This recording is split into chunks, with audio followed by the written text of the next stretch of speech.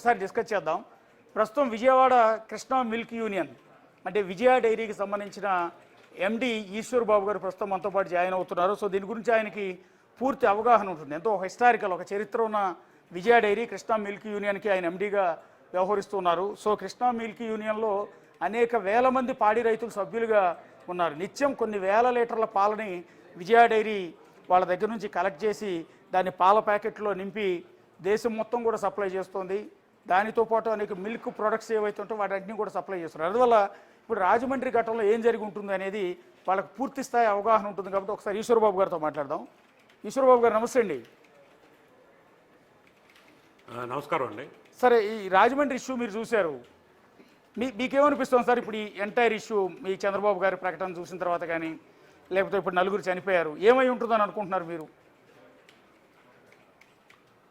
ఒకటండి, అంటే కేసు ఇంకా దర్యాప్తులో ఉంది కాబట్టి కరెక్ట్గా ఆ రిపోర్ట్ వచ్చిన తర్వాత దీని మీద కామెంట్ చేయగలం. కాకపోతే ఇందాక మీరు అన్నట్లు ఈ hygienic condition loose milk versus process milk అనే విషయానికి వస్తే, పాలు అనేది న్యూట్రియంట్స్ బాగా ఎక్కువ ఉండే ఒక లిక్విడ్, అంటే న్యాచురల్గా లభ్యమయ్యే లిక్విడ్ కాబట్టి దీంట్లో బ్యాక్టీరియా కూడా, అంటే మేము ప్యాథోజన్స్ అంటాం, అంటే డిసీజ్ ప్రొడ్యూసింగ్ బ్యాక్టీరియా కూడా ఎక్కువ శాతంలో ఉంటాయి. వీటిని ప్రాసెస్ చేయడం ద్వారా, అంటే డైరీల్లో ప్యాస్చరైజేషన్ లేకపోతే స్టెరిలైజేషన్ ఈ ప్రక్రియల ద్వారా మనకి జబ్బు, అంటే డిసీజ్ ప్రొడ్యూసింగ్ బ్యాక్టీరియాని పూర్తిగా డిస్ట్రాయ్ చేస్తాం. అదే లూజ్ మిల్క్ వచ్చేపాటికి ఇందాక మీరు అన్నట్లు దాంట్లో నీళ్లు కలపడం కానీ లేకపోతే వేరే రసాయనాలు కలపడం ద్వారా కానీ ఆ నీళ్ళు అనేది, ఆ నీళ్ళ క్వాలిటీ ఎట్లా ఉంది, ప్లస్ దాంట్లో ఉండే డిసీజ్ ప్రొడ్యూసింగ్ బ్యాక్టీరియా ముఖ్యంగా కొలిఫార్మ్స్ ఇటువంటివి పుష్కలంగా ఉంటాయి. దీన్ని ప్రాసెస్ చేస్తే తప్పితే అవి డిస్ట్రాయ్ అవ్వవు. అందుకని లూజ్ మిల్క్ కన్సంప్షన్ అనేది ఇప్పుడు కూడా ఒక హెల్త్ హ్యాజర్డ్.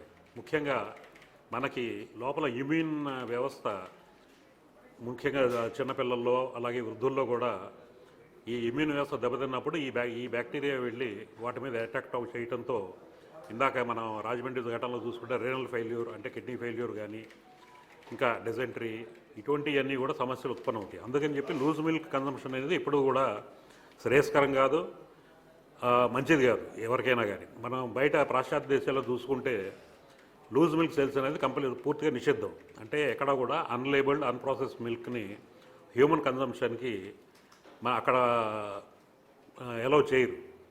అందుకని ఈ లూజ్ మిల్క్ అనేది 100% కట్టడి చేయాల్సిన అవసరం ఉంది. దీని మీద ఈ మన ప్రభుత్వ తనిఖీ శాఖలు కూడా ముమ్మరంగా వాటిని శాంపుల్ సేకరించి సురక్షితమని నిర్ధారించాల్సిన అవసరం కూడా ఉంది. కాకపోతే ప్రాసెస్ మిల్క్ ఎప్పుడు కూడా ఈ డైరీల ద్వారా, ఏ డైరీ అయినా కానీ ప్రాసెస్ మిల్క్ అంటే ప్యాస్చరైజేషన్ అనే ప్రాసెస్ ద్వారా చేయబడిన పాలని వాడటం ఎంతో ఉత్తమం. ఎందుకంటే మేము మా డైరీ లాంటివి చూసుకుంటే మన రైతుల దగ్గర సేకరించిన పాలని త్వరితగతిన శీతలీకరణ చేసి, అంటే వాటిలో బ్యాక్టీరియా పెరగకుండా చేసి వెంటనే డైరీలకు తీసుకొచ్చి అక్కడ ప్యాస్చరైజేషన్ ప్రక్రియ చేయటం. అలాగే విజయ డైరీ పరిస్థితి వస్తే సుమారుగా 45 రకాల పరీక్షలు చేసి అత్యంత ఆధునికమైన ల్యాబొరేటరీస్లో పరీక్ష చేసి నాణ్యత నిర్ధారించుకున్న తర్వాతే మనం మన కన్జ్యూమర్స్కి చేరవేయడం జరుగుతుంది. ఇది అన్ని డైరీల్లోనూ జరిగే ప్రక్రియే. అందుకని చెప్పి ముఖ్యంగా ఈ లూజ్ మిల్క్ అనేది మన కన్జ్యూమర్స్ కూడా దీని మీద అవేర్నెస్ తెచ్చుకుని లూజ్ మిల్క్ వాడకాన్ని పూర్తిగా నియంత్రించగలిగితే అది అందరికీ మంచిది. అంటే బేసిక్గా చాలామందిలో ఉన్న ఒక నమ్మకం, ఈవెన్ మేము కూడా లూజ్ మిల్కే పర్చేజ్ చేస్తాం హైదరాబాద్లో కూడా. ఎందుకు అంటే డైరెక్ట్గా గేదె నుంచి పిండి ఫ్రెష్ మిల్క్ తీసుకొచ్చి పోస్తారు. అదే డైరీ అయితే నిన్నటి పాలో మొన్నటి పాలో మీరు చెప్పినట్టు స్టెరిలైజేషను, పాశ్చరైజేషన్ ఇదంతా కూడా చేసి, శీతలీకరణ ఇదంతా కూడా చేసి ఆ ప్యాకెట్లో నింపి పంపించే పాలు ఏ రోజుకి ఆ రోజు ఫ్రెష్ మిల్క్ రావు. అదే లూజ్ మిల్క్ తీసుకొచ్చే వ్యక్తి, క్యాన్లో తీసుకొచ్చే వ్యక్తి ఒరిజినల్ పాలు తీసుకొచ్చేస్తాడు, వెన్న శాతం కూడా ఎక్కువ ఉంటుంది అని ఇంట్లో ఆడవాళ్ళందరూ సహజంగా నమ్ముతారండి. ఎందుకంటే హైదరాబాద్ లాంటి చోట లీటర్ 150 రూపాయలన్నా కూడా లూజ్ మిల్క్ కొనడానికి ఇష్టం చూపిస్తుంటారు. ప్రతి అపార్ట్మెంట్కి క్యాన్లు తీసుకుని లూజ్ మిల్క్తో ఈరోజు కూడా సప్లై చేస్తుంటారు. ఒక విధంగా మీ ప్యాకెట్ పాల కంటే వీళ్ళకి ఎక్కువ డిమాండ్ ఉంది. మరి మీరు చెప్పేది వాస్తవమేనండి. ఇది పూర్తిగా పెద్ద అపోహ అని నేను భావిస్తున్నాను. ఎందుకంటే ఈ గేదెల నుంచి తీసుకొచ్చి వాళ్ళు మనకి ఫ్రెష్ మిల్క్ లేకపోతే ఈ ప్రాసెస్ చేయటం వల్ల ఇది ఒకరోజు 2 రోజుల ముందు పాత పాలు అయి ఉండేది అనేది అనుకుంటాం అనేది పూర్తిగా అపోహ. ఎందుకంటే ఏ రోజుకి ఆ రోజు పాలు ఈ ప్రాసెస్ చేయడం అనేది చాలా అవసరమైన విషయం. అంటే ప్రాసెస్ చేయడం వలన పాలల్లో కానీ పాల పదార్థాల్లో కానీ నాణ్యత పెరుగుతుంది తప్పితే నాణ్యత తగ్గదు. ముఖ్యంగా ఈ బ్యాక్టీరియా, ఈ డిసీజ్ ప్రొడ్యూసింగ్ బ్యాక్టీరియా, ఈ ప్యాథోజన్స్ మనకి మన జీర్ణ వ్యవస్థ మీద, మిగతా అవయవాల మీద పూర్తిగా దాడి చేసే ఈ బ్యాక్టీరియాని పూర్తిగా ఈ పాస్చరైజేషన్ కార్యక్రమం ద్వారానో, పాస్చరైజేషన్ ప్రక్రియ ద్వారానో, స్టెరిలైజేషన్ ద్వారానో పూర్తిగా నిర్మూలించబడటం అనేది ఇది చాలా మంచి ఒక ప్రాసెస్లో ఒక మంచి విధానం. ఇది దాదాపుగా లూయిస్ పాస్చర్ అనే ఒక ఫ్రెంచ్ సైంటిస్ట్ కనుక్కున్న ఈ ఫుడ్ని ఇంకా సేఫ్టీగా తీసుకెళ్ళగలగటానికి ఒక ప్రాసెస్. ఇది చాలా అవసరమైన ప్రాసెస్. దీనివల్ల పాలల్లో ఏదో నాణ్యత లేకపోతేనేమో పాలల్లో ఉన్న తాజాదనం తగ్గుతుంది అనుకోవటం పూర్తిగా అపోహండి. కాకపోతే ఇది నిజంగానే ఈ ప్రజల్లో ఇటువంటి నమ్మకం మీరు అన్నట్టు మీరు కూడా వాడుతున్నాను అంటున్నారు. ఇది మంచి విషయం కాదు. ఇది మీ ద్వారా ఇట్లాంటి మీడియా ద్వారా ప్రజలకు తెలుసుకుని ఈ లూజ్ మిల్క్ లేకపోతే లూజ్ మిల్క్లో కల్తీ అయ్యే కూడా అవకాశం ఉంది. కల్తీ దేంతో చేస్తారనేది పెద్ద క్వశ్చనబుల్ పాయింట్. మీరు అన్నట్టు ఎక్కువ శాతం నీళ్లతో చేస్తారు. బట్ ఆ క్వాలిటీ ఆఫ్ వాటర్ దాన్ని డైల్యూట్ చేస్తున్నప్పుడు ఆ ఎందుకంటే వాటర్లో కూడా ఈ కొలిఫార్మ్స్ బాగా ఎక్కువ ఉంటాయి.